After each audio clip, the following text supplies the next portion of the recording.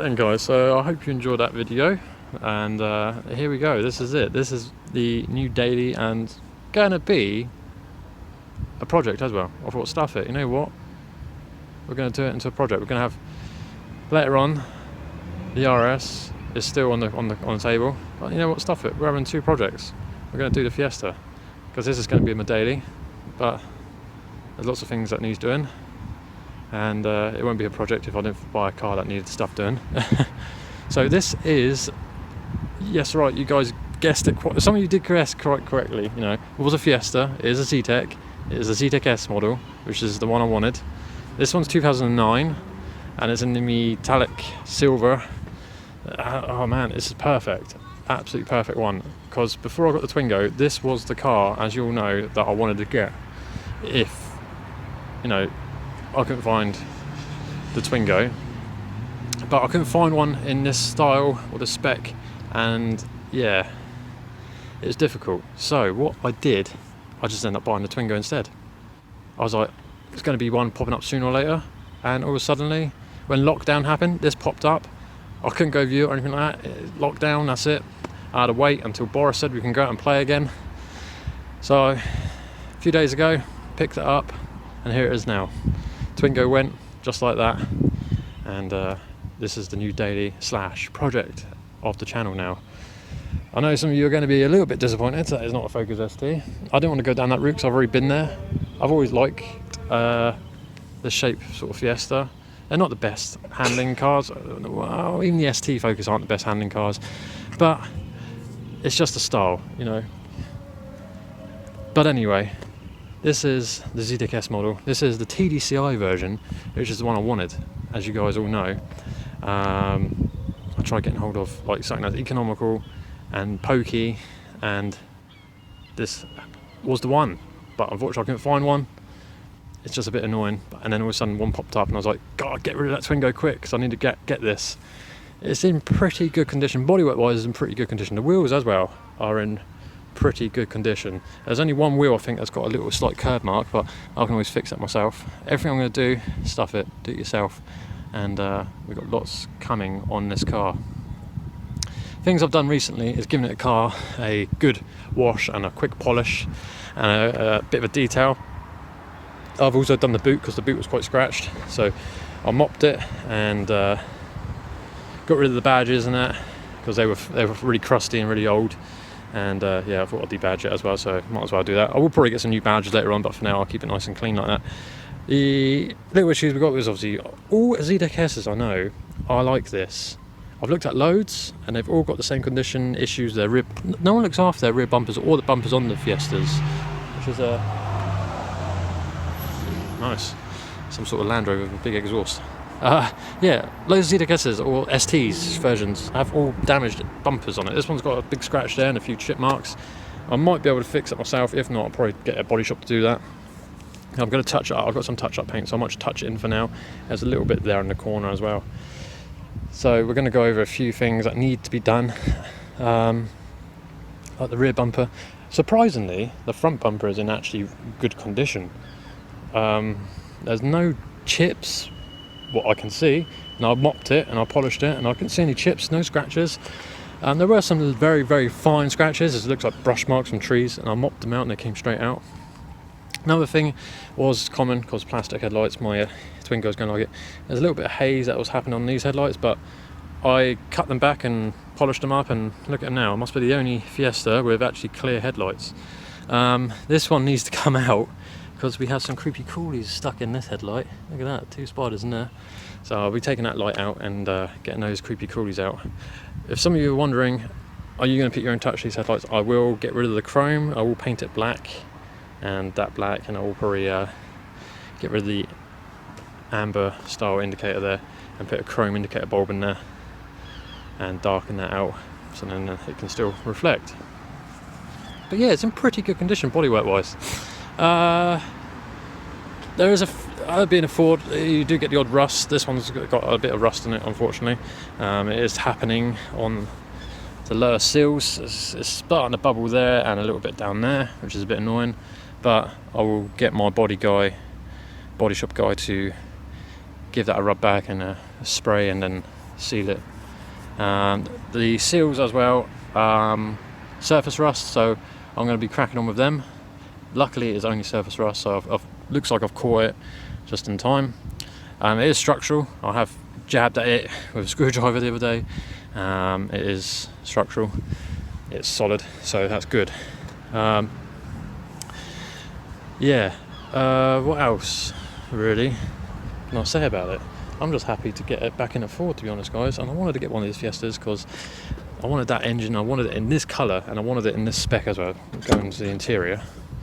So it's got the cloth seats interior, not the most comfortable seats. The ST seats were actually more comfortable. I am wondering if the Focus ST Recaro seats fit in here, because that would be a cool... I've never seen it. I want to try something different. I might try and get hold of some Focus ST Recaro seats. I want to try and get the blue, like I had in my ST, the blue fabric and the black. If I can get them to fit in here, that'd be awesome.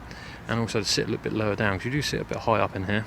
That's the only negative. I feel like I'm sat on top of the car, not in it. It's got this is the facelift version, so if we jump in here, it's got the facelift dashboard.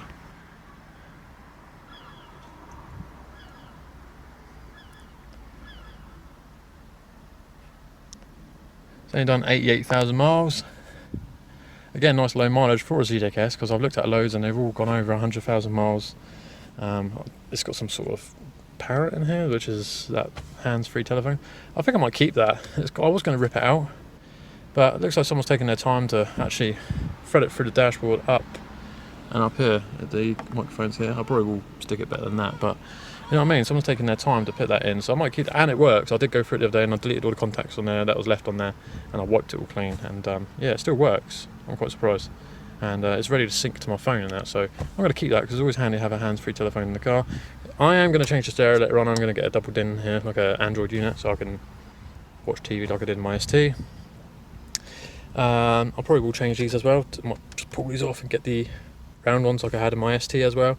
So there's going to be a lot happening very, very quickly with this car as well. But the videos will be coming. Got many plans. I've already got a load of stuff at home. I bought a load of stuff even before I knew I was coming to get this car. I have got loads of bits to go on. I've got the window deflectors to go on. I've got some wrap. I got God, I can't remember. I've bought so much. I got a new gear gaiter. I got a new handbrake gaiter as well. I got sun strip to go on. You know, there's going to be a lot of mods coming. I can't remember what. I've just gone out and bought so far over £300 worth of stuff for this car. Surprisingly though, the tyres are actually in good condition. I'm going to leave the tyres on here. I don't know what the make are at the front. There's some sort of budgets at the front, but they've got Falcons at the back, so matching at the back, and then managed to get matching at the front as well. But there's loads of meat on here, so I'm just going to leave these on and let them wear down, and then I'll look some sticky tyres later on. It doesn't really need it. It's not like going to break world records. It's not a car to go fast. It's just pokey. It's got that torqued, and that's where we're going to come into the engine mods. Now, I have got plans for the engine. We are going to be whacking an AirTech intercooler on it and a full pipe, turbo pipe, anything like that. All the pipes are getting done. All the coolant pipes are going to get done. We're going to see if we can turn the boost up a little bit as well. We're going to take it to a dyno and tuner. And apparently these diesel engines produce a shite load of torque and a load of power once you start getting into it, which is why I didn't go for the ST version. If somebody said, why didn't you go for the ST version? One, the ST version got really bad reviews when it first came out. And why do you want a 2 litre petrol which only produces 148 horsepower and it does like crap MPG, you know? I didn't want to do that route. I didn't want to have the ST version.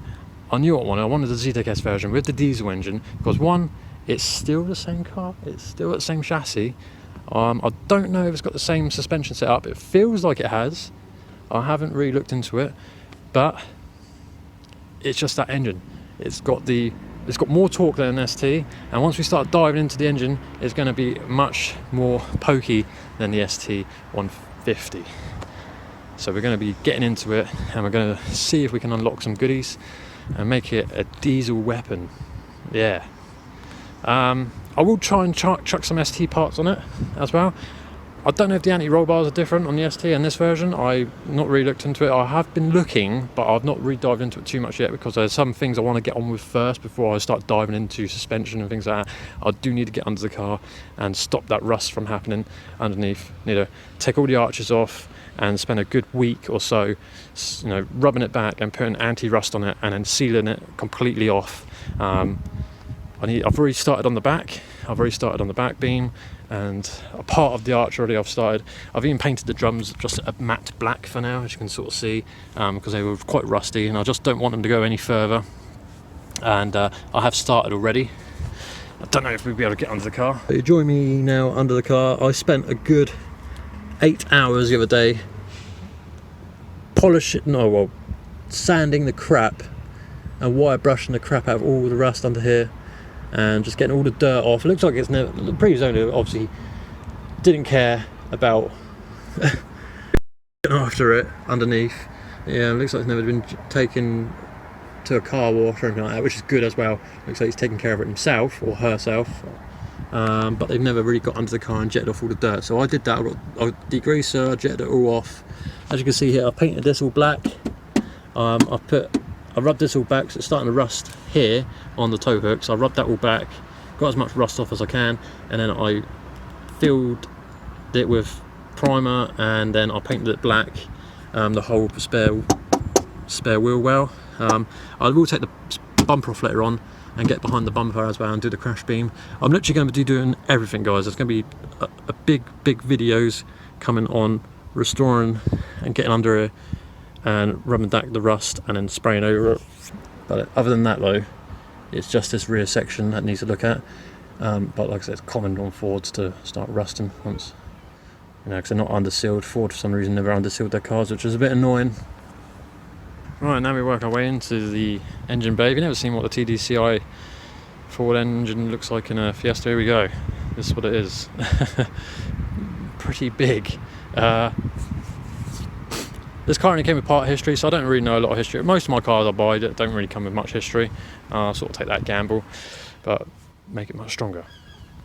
Except the engine though, really clean under it, really clean. I did give it a jet wash over there. I did all this greasy up here. I did get rid of all that. I did wipe it all down here. This is all full of oil and stuff and that, and just grease where oil changes have just dripped over and they just left it. So yeah, I degreased it all, got rid of all the crap that was on here. Much better presented now. And yeah, there's a little turbo on it, a little tiny snail. Did a little thing. Yeah, it's really cool. There's all the boost pipes and that. It's so easy to get hold of things in here. There's no under tray or anything like that, so you can get underneath and work on it.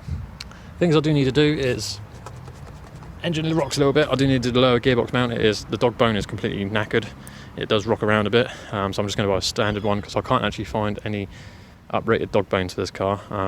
So I'm just going to buy a standard one, 15 quid to replace it. It's not going to break the bank, so I'm going to do that and change that dog bone. From what I can see, the top mounts look alright. There's no movement in those. It's just normal standard movement. And the gearbox one as well. It doesn't even rock on the gearbox side, so nice and sturdy. It's just that lower gearbox mount. Common again on Fords.